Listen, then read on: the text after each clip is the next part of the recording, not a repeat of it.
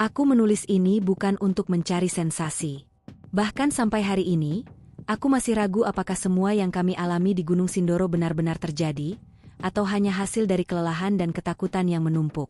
Tapi satu hal yang pasti, kami berempat naik dengan niat biasa, dan turun sebagai orang yang tidak pernah benar-benar pulang utuh. Namaku Raffi.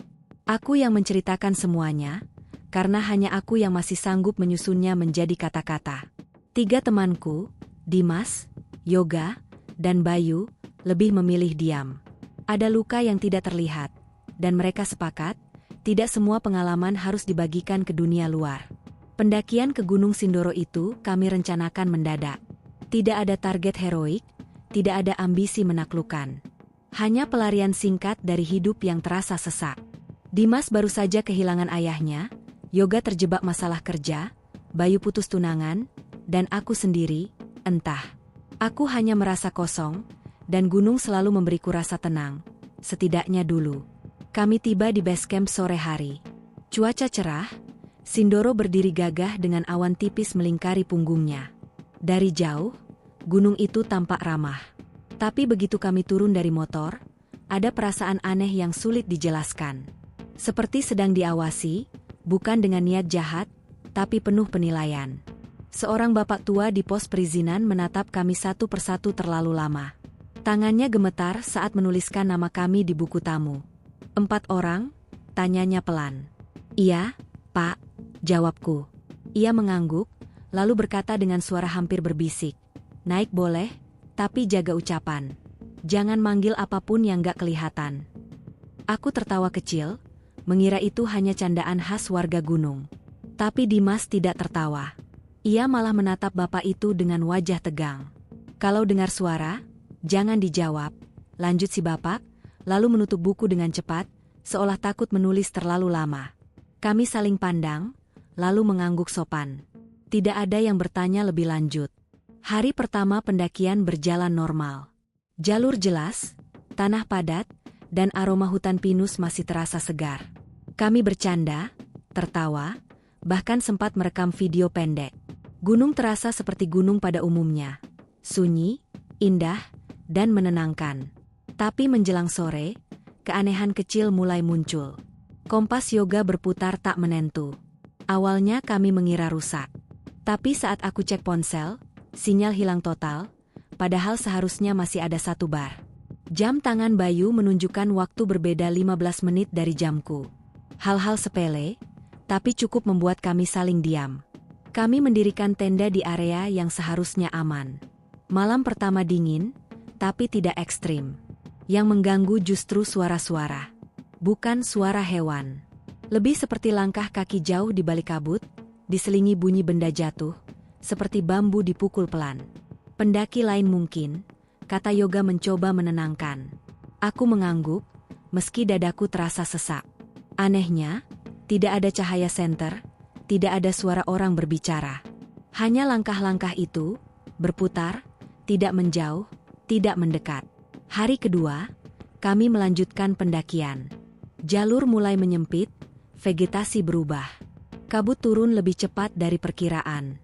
Sekitar 2 jam berjalan, aku merasa kami melewati pohon yang sama. Ini bukan pohon yang tadi, tanyaku.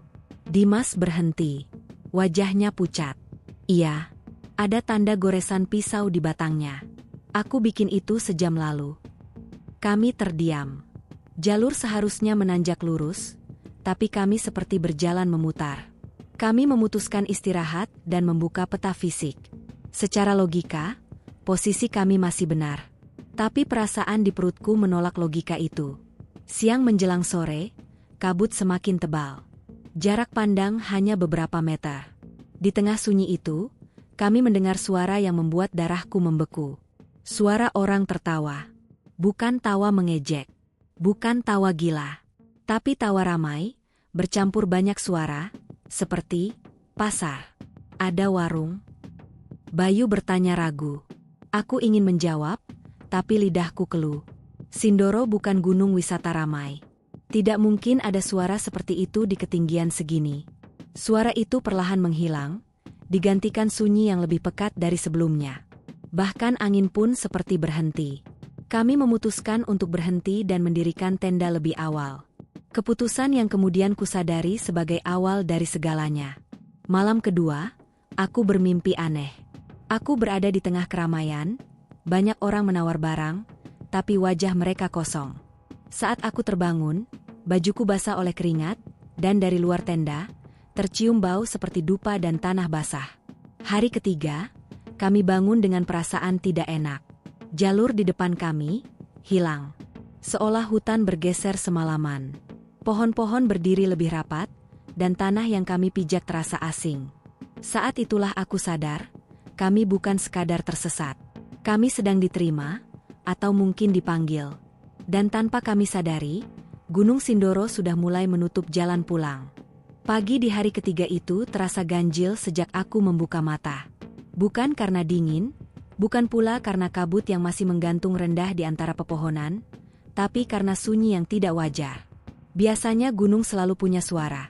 Angin yang menyapu dedaunan, burung yang bersahutan, atau setidaknya serangga yang berisik. Tapi pagi itu, heningnya seperti sengaja diciptakan. Aku keluar dari tenda perlahan. Kabut begitu tebal sampai jarak pandang tak lebih dari 5 meter. Tenda kami berdiri di tanah yang lembab, tapi bukan tanah yang kuingat semalam. Warna dan teksturnya berbeda, lebih gelap, seperti tanah lama yang jarang diinjak manusia. Dim, panggilku pelan. Dimas keluar dari tendanya dengan wajah kusut. Ia menatap sekeliling, lalu mengernyit. Kita pindah ya semalam? Aku menggeleng cepat. Aku gak ingat pindah. Yoga dan Bayu menyusul keluar. Bayu langsung mengumpat lirih saat melihat sekitar. Jalur yang kemarin masih terlihat jelas, meski tertutup kabut, kini benar-benar menghilang. Yang ada hanya semak rapat dan pepohonan tinggi yang berdiri seperti pagar. Kami berempat berdiri mematung beberapa saat, seolah berharap pemandangan itu berubah jika kami cukup lama menatapnya. Tenang, kata Yoga akhirnya, suaranya dipaksakan terdengar rasional. Mungkin kita cuma salah posisi. Kabut bikin kelihatan beda. Kami sarapan seadanya. Nasi instan yang rasanya hambar, mungkin karena pikiran kami terlalu sibuk menolak kenyataan. Setelah itu, kami mencoba mencari jalur dengan menyebar sedikit, tetap dalam jarak pandang. 15 menit berlalu. Tidak ada jalur. Yang lebih mengganggu, setiap kali aku merasa menemukan arah menurun, beberapa langkah kemudian tanah justru terasa menanjak. Kompas kembali berputar tak karuan. Aku menepuk-nepuknya dengan kesal, tapi jarumnya tetap berputar seperti orang mabuk. Aneh, gumam Dimas. Gunung ini, kayak gak mau ditunjukin arahnya. Kalimat itu membuat bulu kuduku berdiri. Ada nada serius yang jarang muncul dari Dimas, orang paling logis di antara kami. Menjelang siang, kabut sedikit menipis. Kami menemukan tanah lapang kecil, cukup untuk beristirahat. Tapi saat aku menoleh ke belakang, jantungku langsung berdegup keras. Jejak kaki kami, tidak ada. Padahal tanahnya lembab. Seharusnya jelas terlihat. Tapi permukaan tanah di belakang kami mulus, seolah belum pernah diinjak siapapun. Raf, Bayu menunjuk ke arah yang sama. Lo lihat itu juga, kan? Aku mengangguk kaku. Kami sepakat untuk berhenti berbicara yang tidak perlu. Tanpa ada yang mengatakannya secara langsung, kami mulai percaya pada peringatan Bapak di base camp. Jangan sembarangan bicara. Jangan memanggil apapun. Sore itu, kami mendengar suara lagi. Kali ini bukan tawa. Suara orang memanggil nama. Raffi. Suaranya lirih, seperti tertiup angin, tapi jelas. Sangat jelas. Datangnya dari arah kiri, dari balik pepohonan yang diselimuti kabut. Tubuhku menegang. Aku ingin menjawab secara refleks, tapi tenggorokanku seperti terkunci. Tanganku gemetar. Jangan, bisik Yoga cepat sambil menarik lenganku. Jangan jawab. Suara itu memanggil lagi. Kali ini lebih dekat. Dan anehnya, suaranya mirip ibuku. Bayu menutup telinganya. Dimas menunduk, bibirnya bergerak seperti berdoa. Aku memejamkan mata dan mengingat perkataan bapak tua itu. Jangan dijawab. Jangan diladeni. Jangan merasa dipanggil. Beberapa detik berlalu, atau mungkin menit, lalu suara itu menghilang, menyisakan keheningan yang lebih berat dari sebelumnya. Kami memutuskan untuk turun, meski tidak tahu arah pasti. Prinsipnya satu, bergerak lebih baik daripada diam. Tapi setiap langkah terasa seperti salah. Pohon-pohon di sekitar kami terlihat serupa, seolah hutan ini tidak memiliki wajah yang berbeda. Saat matahari hampir tenggelam, kami menemukan sesuatu yang membuat langkah kami terhenti bersamaan. Sebuah papan kayu kecil, tertancap miring di tanah. Tulisan di atasnya sudah pudar, tapi masih bisa dibaca. Singgah sebentar tidak apa-apa. Tidak ada tanda jalur resmi. Tidak ada simbol pendakian. Hanya papan itu, berdiri sendirian. Ini, bukan papan jalur, kata Yoga pelan. Siapa yang masang? Bayu bertanya, suaranya bergetar. Tidak ada yang menjawab. Entah karena lelah atau karena pikiran kami sudah terlalu kacau, kami mengikuti arah papan itu. Hanya beberapa puluh meter ke depan, kami menemukan dataran kecil yang terasa nyaman. Terlalu nyaman untuk ukuran gunung. Angin tenang, kabut menipis. Bahkan suhu terasa lebih hangat. Kami mendirikan tenda lagi, dengan perasaan tidak yakin tapi kehabisan pilihan.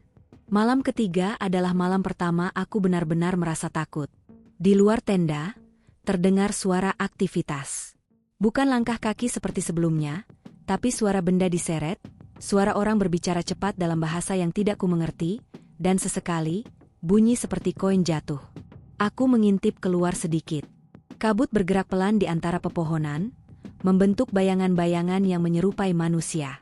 Tapi saat ku tatap lebih lama, bentuknya berubah. Ada yang terlalu tinggi, ada yang terlalu bengkok. Aku menutup tenda dengan tangan gemetar. Di dalam, Bayu menangis pelan. Dimas memeluk lututnya sendiri.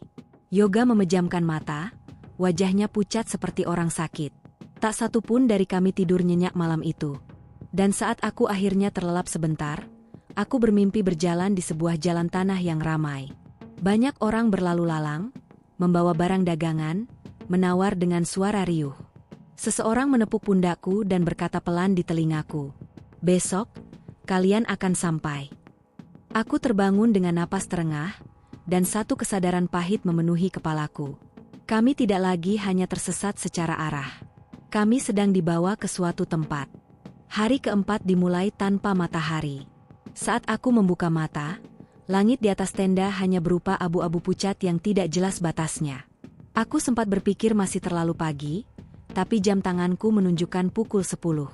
Anehnya, tubuhku terasa seolah baru tidur 1 jam.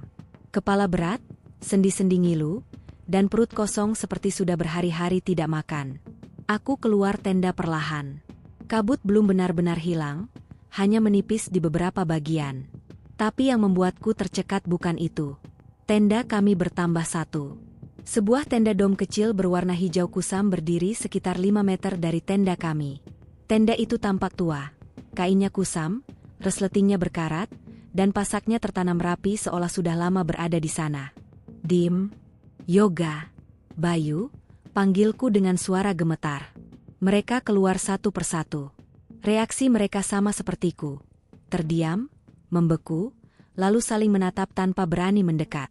"Kita gak bawa tenda ini," kata Bayu lirih, hampir seperti meyakinkan dirinya sendiri. "Dan semalam gak ada siapa-siapa," tambah Dimas. Yoga menghela napas panjang. "Jangan disentuh." Kami sepakat menjauh. Tidak ada yang berani membuka atau bahkan menyentuh tenda itu. Yang lebih mengganggu, tidak ada jejak kaki menuju atau meninggalkannya. Seolah tenda itu muncul begitu saja. Kami memutuskan untuk segera pergi. Tidak peduli ke arah mana, asal menjauh dari tempat itu. Tapi saat kami berkemas, aku merasakan sesuatu yang lebih aneh. Logistik kami berkurang. 1 bungkus mie instan hilang. Sebotol air yang masih penuh semalam kini tinggal setengah. Tidak ada tanda-tanda dirusak hewan. Tidak ada bekas gigitan. "Ada yang ngambil?" tanyaku, meski sudah tahu jawabannya. Tidak ada yang mengaku. Kami saling menatap, dan untuk pertama kalinya muncul kecurigaan di antara kami. Bukan marah, tapi takut. Takut kalau salah satu dari kami mulai kehilangan kesadaran. Perjalanan hari itu terasa panjang, meski jarak tempuh kami tidak seberapa. Hutan di sekitar kami berubah. Pohon-pohon menjadi lebih tua, batangnya besar dan berlumut tebal. Akar-akar mencuat dari tanah seperti ular yang membeku. Udara terasa lembab dan berat, membuat napas kami pendek. Beberapa kali aku merasa melihat orang di kejauhan. Sosok pendaki dengan ransel besar, berjalan perlahan di balik kabut. Setiap kali aku menunjuk dan mengajak yang lain melihat, sosok itu menghilang. "Jangan fokus ke sana," kata Yoga tegas. "Kalau kelamaan, bisa ketarik." Aku tidak bertanya maksudnya apa. Aku tidak yakin ingin tahu. Menjelang siang, kami menemukan aliran air kecil. Bukan sungai, lebih seperti rembesan dari tanah. Airnya jernih, mengalir pelan di antara batu-batu hitam. Kami haus, tapi ragu. Dimas jongkok, mencelupkan jari, lalu menariknya cepat. "Dingin banget." "Air gunung biasanya dingin," jawab Bayu. "Iya, tapi ini, dinginnya kayak es." Kami berdebat singkat. Akhirnya, karena kehabisan pilihan, kami memutuskan merebusnya dulu. Saat air dipanaskan, muncul bau aneh. Bukan bau tanah, tapi seperti logam dan asap tipis. Setelah matang, rasanya pahit dan meninggalkan sensasi kebas di lidah. Tak lama setelah minum, perut Bayu melilit. Ia muntah beberapa kali, tubuhnya lemas. Kami berhenti lama untuk menunggunya pulih. Tapi sejak saat itu, Bayu mulai bicara melantur.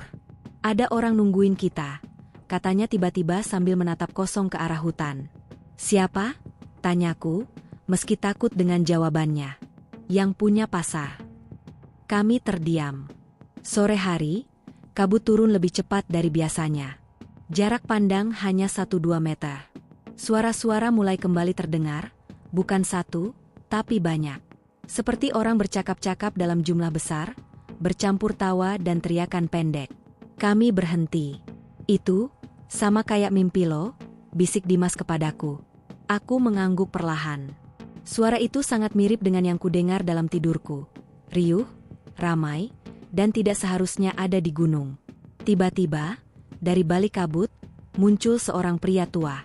Pakaiannya sederhana, seperti petani zaman dulu. Ia memanggul keranjang anyaman di punggungnya. Wajahnya keriput, matanya tajam tapi tenang. "Kalian tersesat," katanya datar, tanpa basa-basi. Kami saling pandang. Tidak ada yang berani menjawab. "Jalur manusia sudah kalian lewati," lanjutnya. "Sekarang tinggal pilih. Mau lanjut, atau mau pulang?" "Pulang," jawabku cepat, hampir tanpa berpikir. Pria itu tersenyum tipis. "Kalau mau pulang, jangan ikuti suara. Jangan ambil apapun. Dan satu lagi." Ia mendekat, suaranya merendah. "Kalau melihat pasar, jangan pernah menyebut harga." Sebelum aku sempat bertanya lebih jauh, kabut menelan tubuhnya. Dalam hitungan detik, pria itu menghilang, seolah tidak pernah ada. Kami berdiri lama di tempat itu, jantung berdebar keras. Tidak ada jejak kaki. Tidak ada suara langkah pergi. Malam itu, kami berjalan tanpa tujuan, hanya mengikuti insting yang tersisa. Hutan terasa semakin sempit, seolah mendorong kami ke satu arah. Dan saat malam benar-benar turun, di kejauhan, aku melihat cahaya-cahaya kecil berkelip. Bukan cahaya senter, bukan api unggun, melainkan cahaya seperti lampu minyak, berjajar banyak, bergerak pelan. Aku menelan ludah. Kami akhirnya sampai lebih dekat pada sesuatu yang sejak awal berusaha mendekati kami. Sesuatu yang disebut orang-orang pasar setan. Malam keempat adalah malam ketika waktu berhenti terasa seperti waktu. Aku tidak tahu jam berapa kami mulai berjalan, dan aku juga tidak tahu berapa lama kami terus melangkah. Yang aku tahu, langit tidak pernah benar-benar gelap, tapi juga tidak sepenuhnya terang. Seperti senja yang dipaksa bertahan terlalu lama. Cahaya-cahaya kecil itu masih terlihat di kejauhan. Semakin kami melangkah, semakin jelas bentuknya. Lampu minyak. Banyak. Berjajar tidak teratur, naik turun mengikuti kontur tanah. Setiap lampu memancarkan cahaya kekuningan yang bergoyang pelan, seolah tertiup angin yang tidak pernah kami rasakan. Tidak ada satupun dari kami yang berbicara. Langkah kami pelan, ragu, tapi seperti ditarik. Kakiku terasa berat, namun anehnya tidak lelah. Seolah tubuhku berjalan sendiri tanpa perintah dari kepala. Saat jarak kami tinggal sekitar 100 meter, suara itu kembali terdengar. Riuh rendah. Ramai. Suara orang menawar, tertawa, berdebat, memanggil pembeli. Suara yang sama sekali tidak masuk akal berada di tengah hutan gunung. Aku berhenti mendadak. Ini bukan jalur, bisikku, lebih pada diriku sendiri. Yoga memegang lenganku erat. Tangannya dingin. Kita jangan masuk terlalu dekat. Tapi Bayu melangkah satu langkah ke depan. Matanya kosong, mulutnya sedikit terbuka. Ada makanan, katanya lirih. Aku lapar. Dimas segera menarik ransel Bayu, hampir menjatuhkannya. Sadar, Yu. Jangan ke sana. Bayu tersentak, seperti baru bangun dari tidur panjang. Ia terhuyung dan hampir menangis. Kami berjongkok di balik semak, mengintip dari kejauhan. Kabut menipis perlahan, membuka pemandangan yang membuat tenggorokanku kering. Di sebuah dataran luas yang tidak pernah ada di peta, berdiri sebuah pasar. Bukan pasar modern. Bukan pula pasar desa yang biasa kulihat. Pasar ini tampak seperti potongan masa lalu yang salah tempat. Lapak-lapak kayu berjejer tidak rapi, beratapkan kain lusuh. Lampu minyak tergantung rendah, meneteskan cahaya ke wajah-wajah yang bergerak di bawahnya. Wajah-wajah itu, manusia. Tapi ada yang salah. Beberapa terlalu pucat. Beberapa terlalu tinggi. Ada yang berjalan dengan kaki terbalik. Ada yang kepalanya sedikit miring, seolah lehernya tak menyangga dengan benar. Mereka berbicara, tertawa, dan menawar dengan suara yang terdengar normal jika tidak diperhatikan terlalu lama. Barang dagangan di lapak-lapak itu membuat dadaku sesak. Pakaian lusuh yang sangat kukenal, jaket gunung merek lama, sepatu dengan sol terkelupas, tas carrier dengan sobekan khas. Benda-benda itu milik pendaki. Ada yang pernah ke sini, bisik Dimas. Aku mengangguk pelan. Di salah satu lapak, aku melihat sesuatu yang membuat lututku lemas. Sebuah botol minum biru, dengan stiker kecil berbentuk gunung di sisinya. Itu botolku. Aku yakin. Stiker itu kubeli bertahun-tahun lalu, dan sobekannya persis di tempat yang sama. Tapi botol itu seharusnya ada di ranselku. Aku meraba cepat. Ranselku terbuka sedikit. Botol itu hilang. Dadaku berdegup keras. Tanganku gemetar. Kita harus pergi, bisikku panik. Sekarang. Tapi sebelum kami sempat bergerak, seseorang berbicara tepat di belakang kami. Pendaki baru, ya? Kami menoleh bersamaan.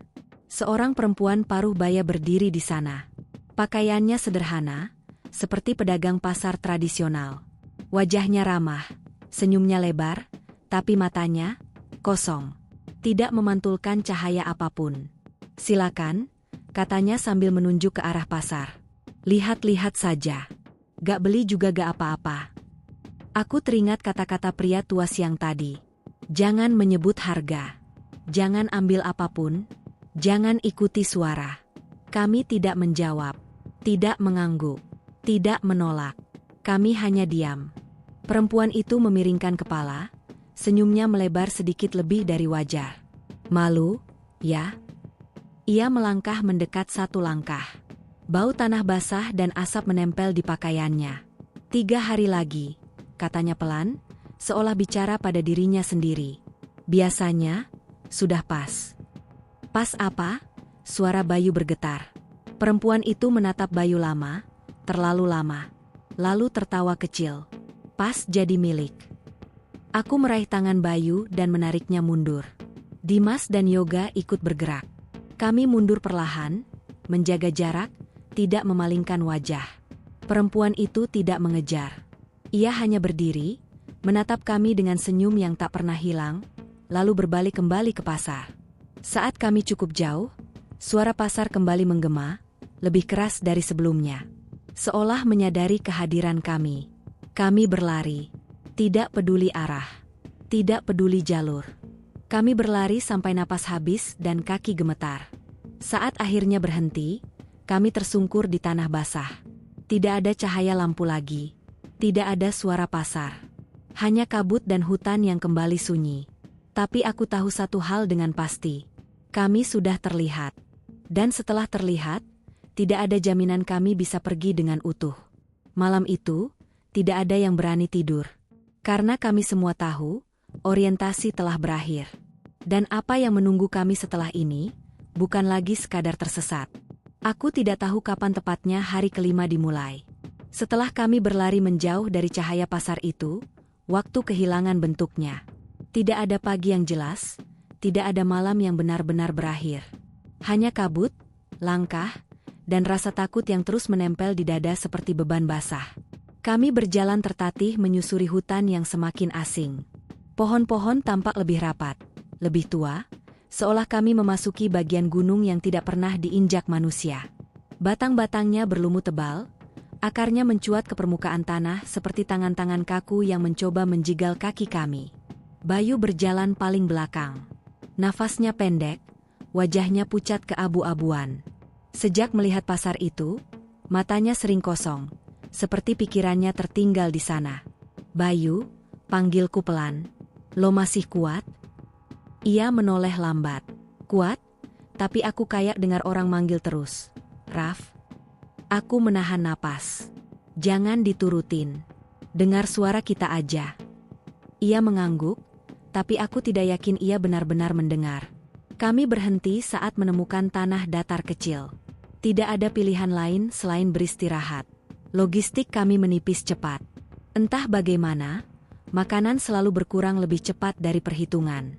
Kami mulai membagi air dengan hitungan tegukan, bukan botol. Hari itu, sesuatu yang lebih buruk terjadi. Saat kami sedang duduk melingkar, Dimas tiba-tiba berdiri. Wajahnya tegang, matanya menatap lurus ke depan. "Ada jalur," katanya mantap. Aku mengikuti arah pandangnya. Tidak ada apa-apa selain semak dan kabut. "Dim, gak ada apa-apa di sana," kata Yoga hati-hati. "Ada," Dimas bersikeras. Aku lihat jelas. Jalur turun. Tanahnya beda. Ia melangkah maju. Aku langsung berdiri dan menarik lengannya. "Dim, stop. Kita sepakat gak misah." Dimas menoleh ke arahku.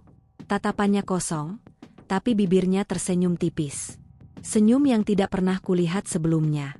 "Kalian aja yang gak mau pulang," katanya pelan. "Aku mau." Dan sebelum kami sempat bereaksi, ia melepaskan diri dan berlari masuk ke kabut. "Dimas!" teriak Bayu panik. Aku dan Yoga langsung mengejarnya. Tapi kabut menutup jarak hanya dalam beberapa langkah. Suara langkah Dimas menghilang, seolah tanah menelannya. Kami memanggil namanya berkali-kali. Tidak ada jawaban. 5 menit. 10 menit. Kami mulai panik. Bayu terduduk, menangis sambil memukul tanah. "Aku bilang apa?" gumamnya. "Aku bilang ada yang nungguin." Aku memaksa diri tetap tenang. "Yoga, jangan panggil terlalu keras. Kita cari pelan-pelan." Kami menyusuri area sekitar dengan hati-hati, menandai pohon dengan kain sobekan. Tapi semakin kami bergerak, semakin terasa bahwa hutan ini berubah. Jalur yang barusan kami lewati terasa berbeda saat kembali. Lalu kami mendengar suara Dimas. "Raf? Yoga?" Suaranya terdengar dekat, tepat di depan kami. Aku hampir menjawab, refleks. Tapi ada sesuatu yang salah. Suara itu terlalu datar. Tidak terengah. Tidak panik. Yoga langsung menahan bahuku. "Jangan jawab." Kami berdiri diam, jantung berdegup keras. "Raf, aku di sini." Kali ini suaranya terdengar dari arah kanan. Lalu dari kiri. Lalu dari belakang. Suara Dimas memanggil dari berbagai arah sekaligus. Bayu menjerit kecil dan menutup telinganya. Aku menggigit bibir sampai terasa asin. "Astagfirullah," gumam Yoga. Kami mundur perlahan, saling merapat, tidak berani bergerak jauh. Setelah beberapa saat, entah berapa lama, suara itu menghilang. Kami tidak menemukan Dimas hari itu. Kami hanya menemukan sepatu. Sepatu gunungnya tergeletak rapi di dekat pohon besar, bersih, tanpa lumpur, tanpa bekas robekan. Seolah baru diletakkan. Bayu langsung muntah begitu melihatnya. Kami tidak berani melanjutkan pencarian. Senja turun tanpa tanda, dan suhu menurun drastis. Kami mendirikan tenda dengan sisa tenaga. Malam kelima adalah malam terpanjang dalam hidupku. Di luar tenda, langkah kaki berputar-putar. Suara kain bergesek. Ada yang tertawa pelan, ada yang seperti sedang menghitung. 4, sekarang 3. Aku memejamkan mata, tubuh gemetar. Dalam setengah sadar, aku bermimpi buruk. Aku melihat Dimas berdiri di salah satu lapak pasar. Wajahnya pucat, matanya kosong. Di dadanya tergantung papan kayu kecil bertuliskan, "Barang baru." Aku terbangun dengan jeritan tertahan. Yoga menatapku. "Lo mimpi sama, pasar, ya?" Aku mengangguk pelan. Bayu menangis tanpa suara di sudut tenda. Saat fajar akhirnya datang, jika itu bisa disebut fajar, kami hanya bertiga. Tidak ada jejak Dimas.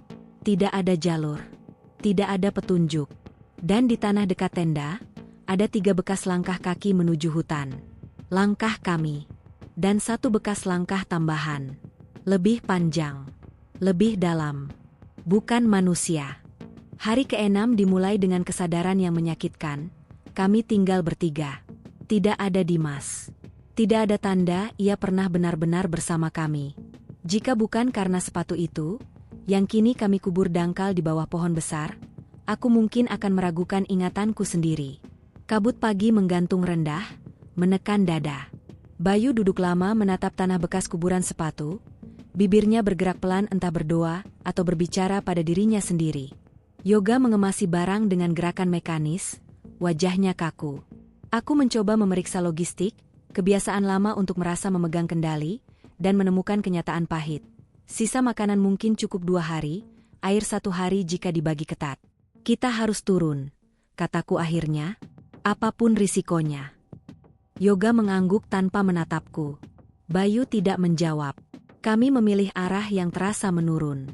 Tidak ada kompas yang bisa dipercaya, tidak ada matahari yang mau menunjukkan posisinya.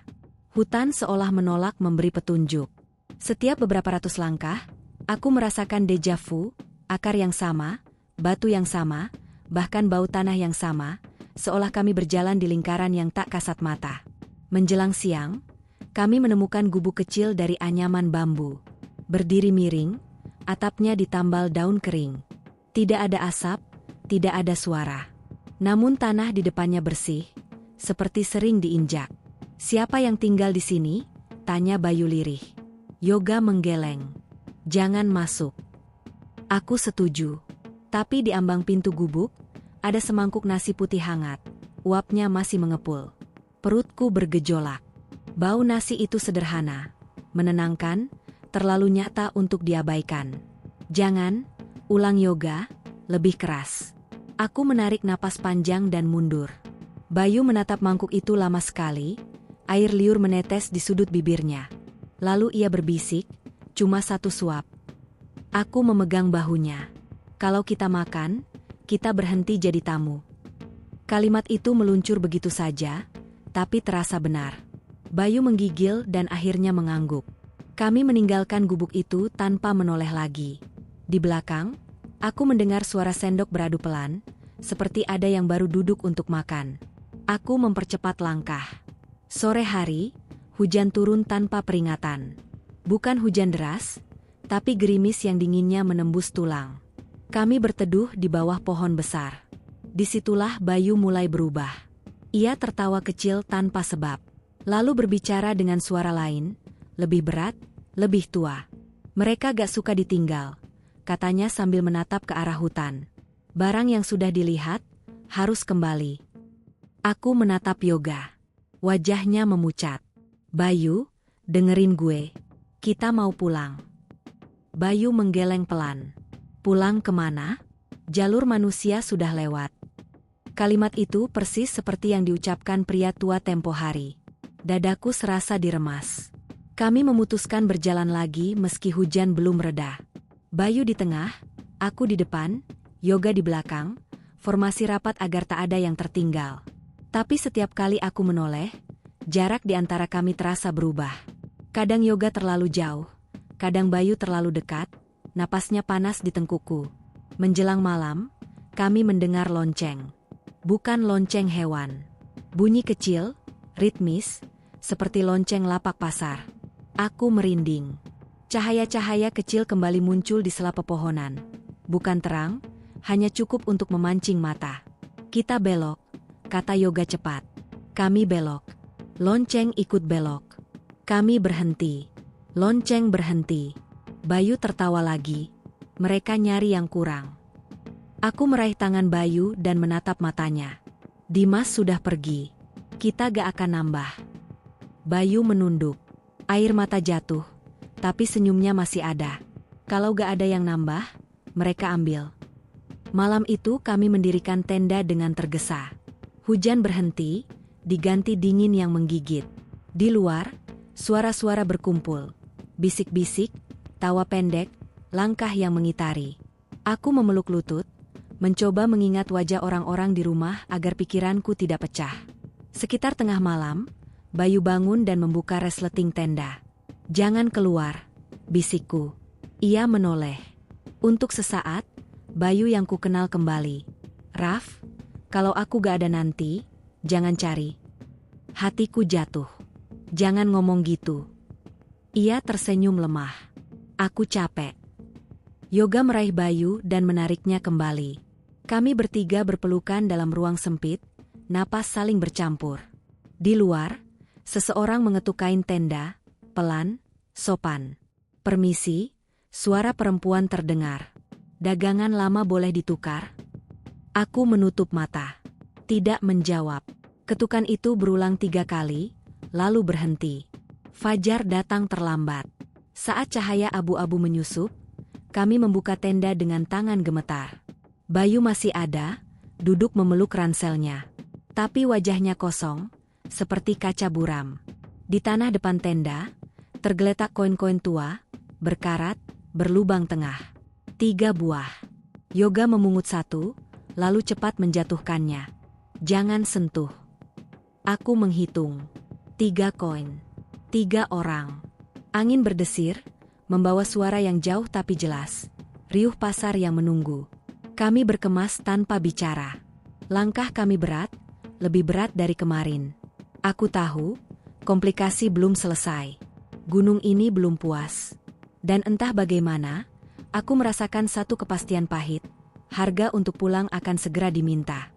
Hari ke-7, atau setidaknya kami mengira begitu, datang dengan bau besi dan tanah basah. Aku bangun lebih dulu, dadaku sesak oleh firasat yang tidak bisa kuberi nama. Kabut pagi kali ini tipis, seperti tirai yang sengaja dibuka sedikit agar kami bisa melihat, cukup untuk tergoda. Bayu duduk memeluk lutut, menatap koin-koin tua yang kami tinggalkan semalam. Ia tidak menyentuhnya, tapi pandangannya tak lepas, seolah benda-benda itu memanggil namanya. Yoga berdiri agak jauh, menghadap hutan, bibirnya bergerak pelan membaca doa. Aku menelan ludah dan memeriksa ransel, air tinggal setengah botol, makanan tinggal 1 bungkus. Kita harus bergerak, kataku. Sekarang, kami berjalan mengikuti kontur yang terasa menurun. Anehnya, tanah di jalur ini lebih rapi, seperti sering diinjak. Tidak ada duri yang menyambar kaki, tidak ada akar yang menjigal. Kemudahan itu justru menakutkan. Gunung tidak pernah memberi apapun dengan cuma-cuma. Tak lama, kami melihat penunjuk jalan, sebuah tongkat bambu tertancap dengan kain merah kusam terikat di ujungnya. Tidak ada tulisan, tapi kain itu berkibar pelan, menunjuk ke satu arah. Ini tanda manusia, gumam Bayu, nadanya penuh harap. Yoga menggeleng keras. Bukan, jangan diikuti. Aku ragu. Tapi sebelum aku memutuskan, kain merah itu terlepas dan jatuh ke tanah, tepat di depan kaki Bayu. Bayu membungkuk refleks untuk mengambilnya. Jangan sentuh, teriakku. Terlambat. Jari Bayu menyentuh kain itu, dan seketika wajahnya berubah. Senyumnya muncul lagi, senyum kosong yang membuat perutku mual. Mereka terima, katanya pelan. Aku diundang. Aku dan Yoga menariknya mundur. Kain merah itu terasa berat, seperti basah oleh sesuatu yang kental. Kami melepaskannya. Kain itu menggulung sendiri, lalu diam. Kami mempercepat langkah. Suara-suara mulai mengikuti, bukan lagi samar, tapi jelas. Pedagang memanggil, pembeli menawar, lonceng berdenting. Bau asap dan rempah mengisi udara. Cahaya kekuningan menyelinap di sela pepohonan. Pasar itu mendekat. Kami tiba di sebuah persimpangan aneh, 3 jalur tanah bertemu di satu titik. Di tengahnya berdiri tiang kayu dengan ukiran samar. Aku mendekat dan merinding. Ukirannya adalah simbol telapak kaki, banyak, bertumpuk. Ini tempat tukar, bisik Yoga. Bayu melangkah ke tengah persimpangan. Aku capek lari, katanya. Kalau aku tinggal, kalian bisa pulang. Hatiku runtuh. Jangan bilang gitu. Ia menatapku, untuk pertama kalinya dengan kesadaran penuh. Raf, dengar. Dimas sudah diambil. Aku ngerasa namaku dipanggil dari sana. Dari lapak itu. Cahaya pasar semakin terang. Sosok-sosok bergerak di balik kabut. Seorang pedagang perempuan, yang sama seperti malam itu, muncul di tepi jalur. Senyumnya tidak berubah. Dagangan baru siap? Tanyanya ramah. Yoga berdiri di depan Bayu. Tidak.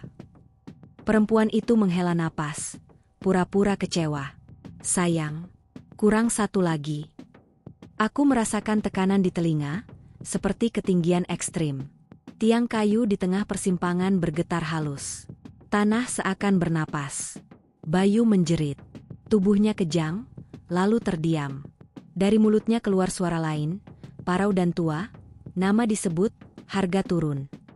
Aku memeluk Bayu dari belakang, menahan tubuhnya. Sebutin nama gue, teriakku putus asa ke arah pasar. Ambil gue aja. Yoga menampar pipiku keras.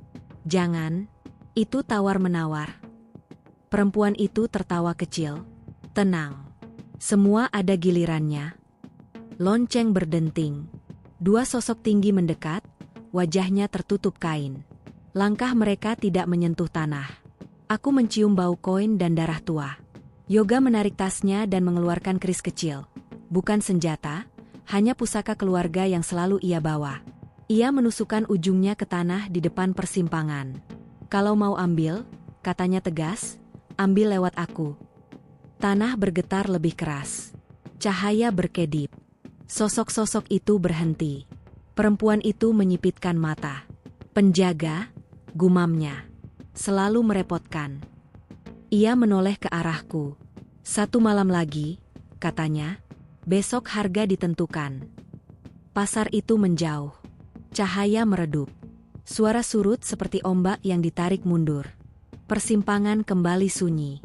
Bayu ambruk di pelukanku, pingsan. Aku menangis tanpa suara.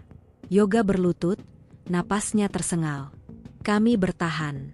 Untuk hari ini, kami mendirikan tenda di dekat persimpangan, berjaga bergantian. Aku tidak tidur. Setiap kali memejamkan mata, aku melihat papan kayu di dada Dimas bertuliskan, barang baru. Menjelang fajar, aku merasakan sesuatu di sakuku. Sebuah koin. Aku tidak tahu kapan koin itu masuk. Aku tidak tahu siapa yang menaruhnya. Aku hanya tahu satu hal. Besok, mereka akan menagih. Fajar di hari ke-8 datang tanpa cahaya. Tidak ada warna jingga, tidak ada burung menyambut pagi. Hanya abu-abu pucat yang merembes perlahan, seperti sisa napas orang sekarat. Aku bangun dengan tangan menggenggam sesuatu yang dingin dan berat. Koin itu. Koin tua berlubang di tengah, berkarat, dengan bau logam yang menyengat. Aku yakin semalam tidak menyimpannya. Aku bahkan ingat melemparkannya jauh sebelum tidur. Tapi kini koin itu ada di tanganku, seolah dipilih. Yoga menyadari lebih dulu. Tatapannya langsung mengeras. Buang, katanya singkat. Aku melemparkannya sejauh mungkin ke semak.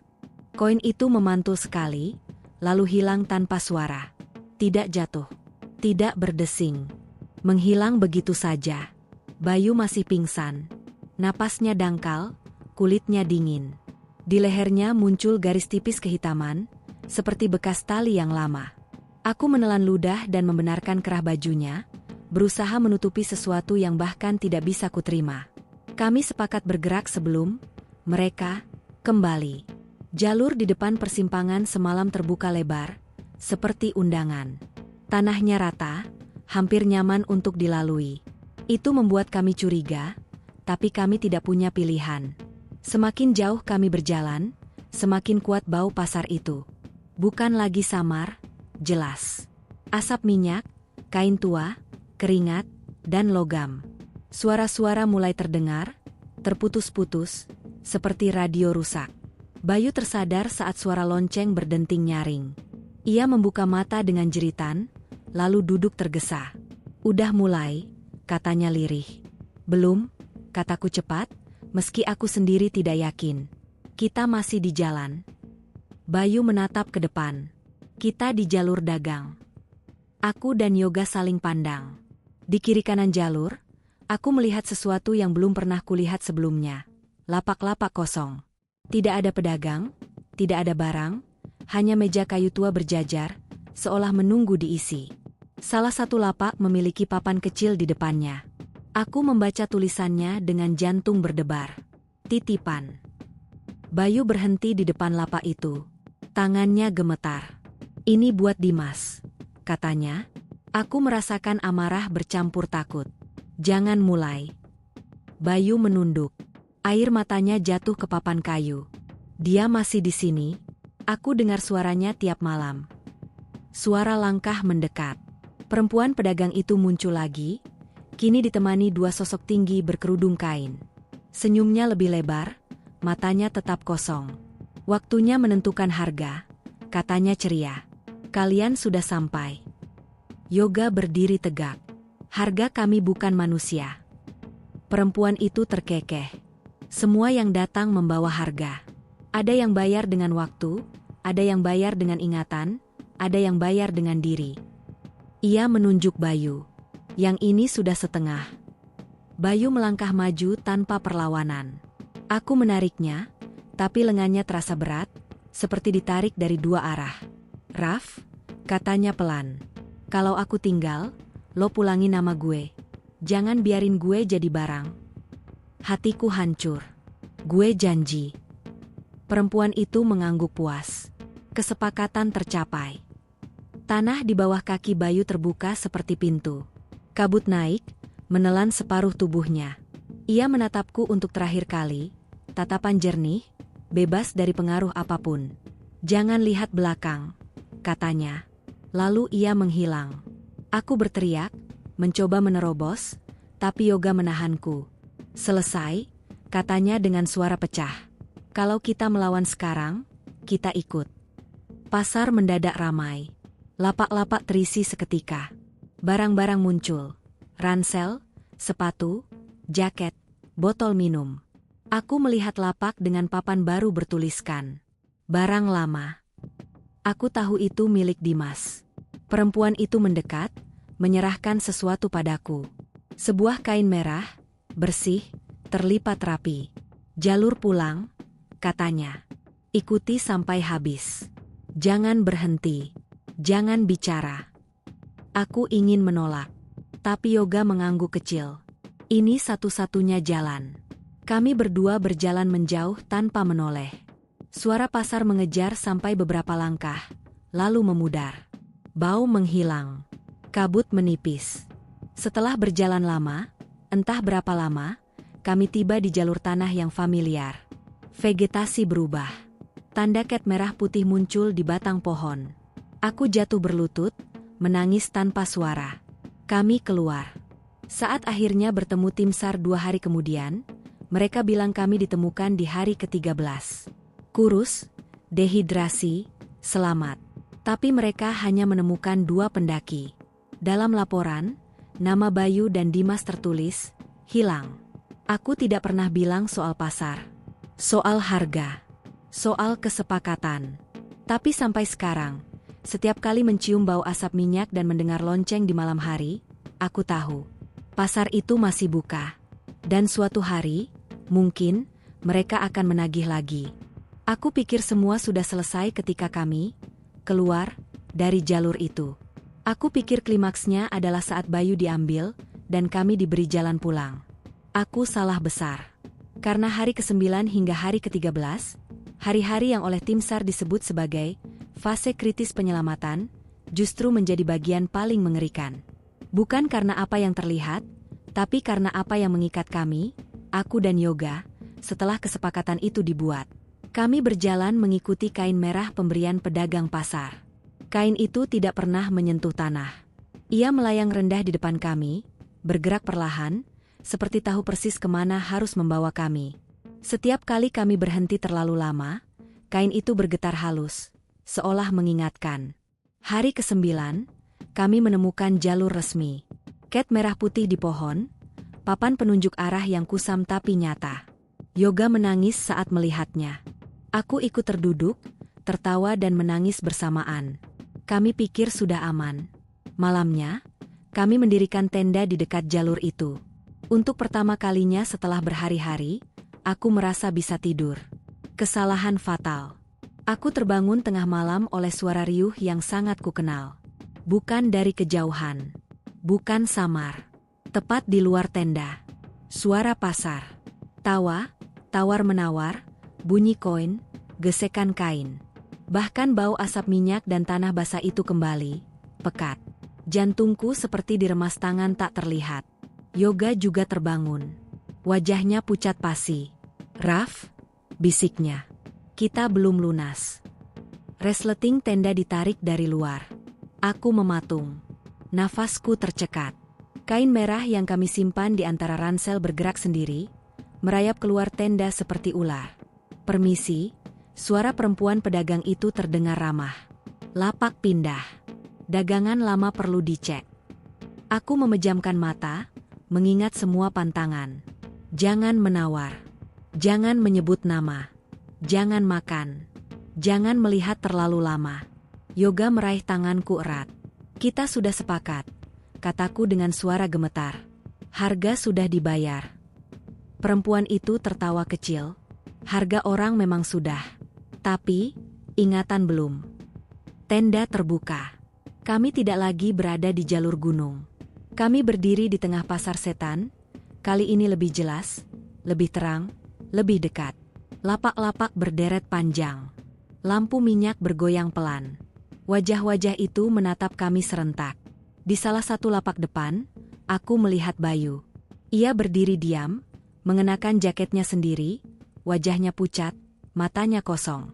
Di dadanya tergantung papan kayu. Barang titipan. Di lapak sebelahnya, Dimas duduk jongkok, menunduk, tangannya terikat kain merah. Papan di dadanya bertuliskan, "Barang lama sudah laku."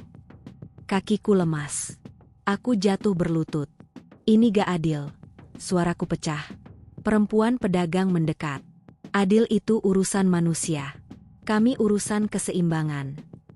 Ia menoleh ke Yoga. "Kau membawa pusaka. Kau penjaga. Biasanya, penjaga bayar dengan ingatan."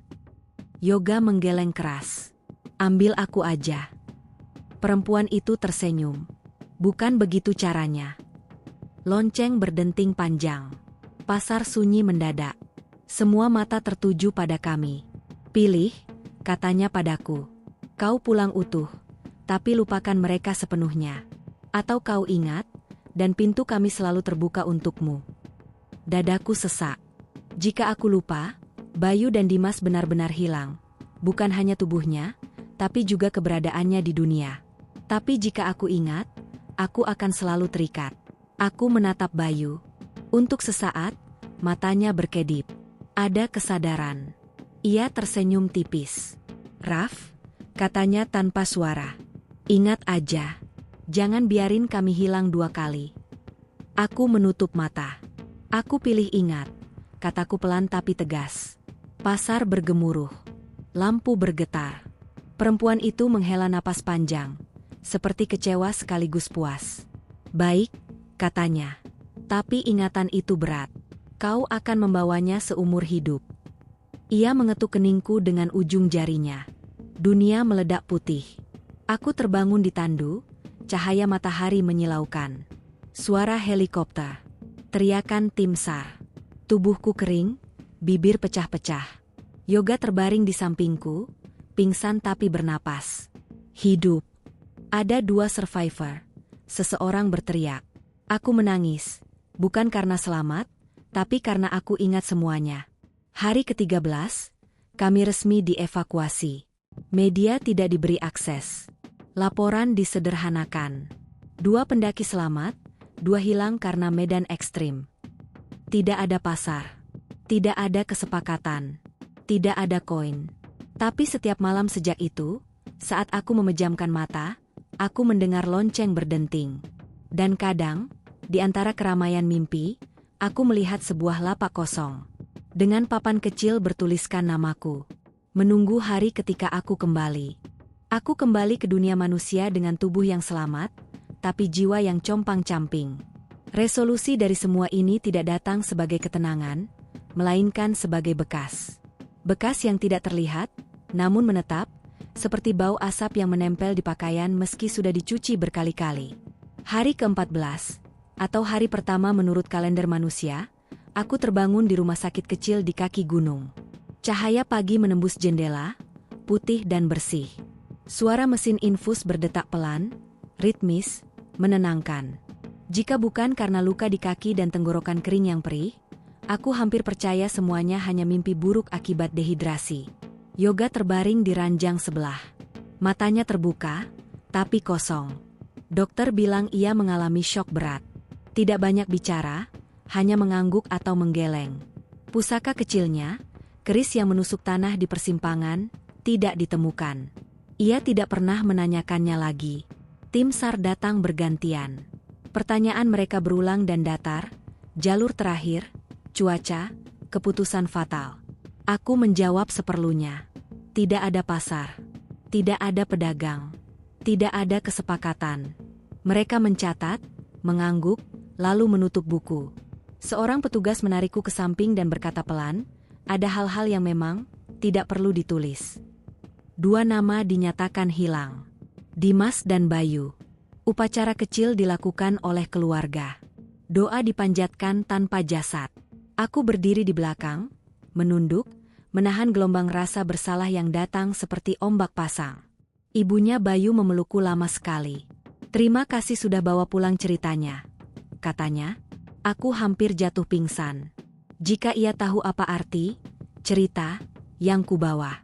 Beberapa minggu berlalu. Luka di kaki mengering, bekasnya tinggal garis pucat. Tapi malam-malamku tidak pernah kembali normal. Aku terbangun oleh lonceng yang tidak ada. Aku mencium asap minyak di kamar yang tertutup. Di sudut mata, kadang kulihat kain merah melintas, lalu lenyap. Aku mencoba kembali ke rutinitas. Kerja, makan, tidur. Namun setiap kali melewati pasar sungguhan, pasar sayur, pasar malam, jantungku berdebar tak karuan. Keramaian memantik ingatan. Tawar-menawar berubah menjadi bisik. Lampu-lampu menjadi lampu minyak. Aku harus berhenti, menarik napas, mengingatkan diri, ini dunia manusia. Yoga akhirnya berbicara suatu sore. Kami duduk di warung kopi yang sepi.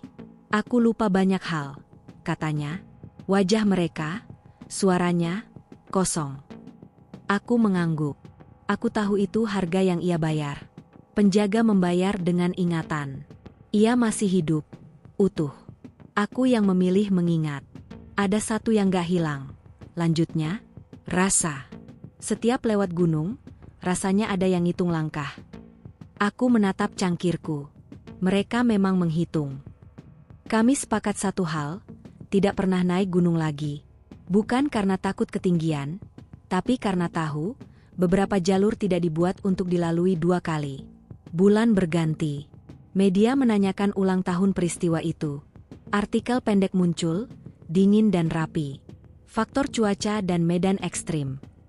Aku tidak membantah. Aku juga tidak membenarkan. Ada kebenaran yang jika dibuka, akan menuntut harga baru. Suatu malam, tepat setahun setelah kami ditemukan, aku menerima paket tanpa pengirim. Isinya sederhana, botol minum biru dengan stiker gunung yang sobek di sudutnya. Botolku. Di dalamnya, ada koin tua berlubang di tengah. Tanganku gemetar. Aku tidak menaruh koin itu dimanapun. Aku tahu aturannya. Jangan menyentuh. Jangan menawar. Jangan menyebut nama. Aku membungkus koin itu dengan kain putih, menguburnya di halaman belakang rumah, di bawah pohon kecil. Tanah terasa dingin, meski malam itu hangat. Saat tanah kututup, angin berdesir pelan, seperti tawa jauh yang tidak berniat mendekat. Sejak itu, gangguan berkurang. Tidak hilang, tapi mereda. Aku belajar hidup dengan ingatan seperti membawa beban di ransel yang tidak bisa dilepas. Aku menulis, bukan untuk publik, tapi untuk memastikan nama mereka tidak hilang. Dimas, Bayu, 2 orang yang pernah berjalan bersamaku, yang kini ada di antara dunia. Kadang aku bermimpi berada di jalur Sindoro. Jalurnya bersih, sunyi, tidak ada kabut, tidak ada pasar. Hanya 2 bayangan berjalan di depan, menoleh sebentar, lalu melanjutkan langkah. Aku tidak mengejar. Aku tahu batasnya. Resolusi dari kisah ini bukan penutupan pintu. Ia adalah perjanjian diam-diam. Aku hidup, aku mengingat, aku tidak mengusik. Sebagai gantinya, mereka tidak menagih, untuk sekarang. Jika suatu hari kau mendaki dan mendengar pasar di tempat yang seharusnya sunyi, ingat satu hal. Jangan berhenti terlalu lama. Karena beberapa tempat tidak mencari pengunjung. Mereka mencari pengganti.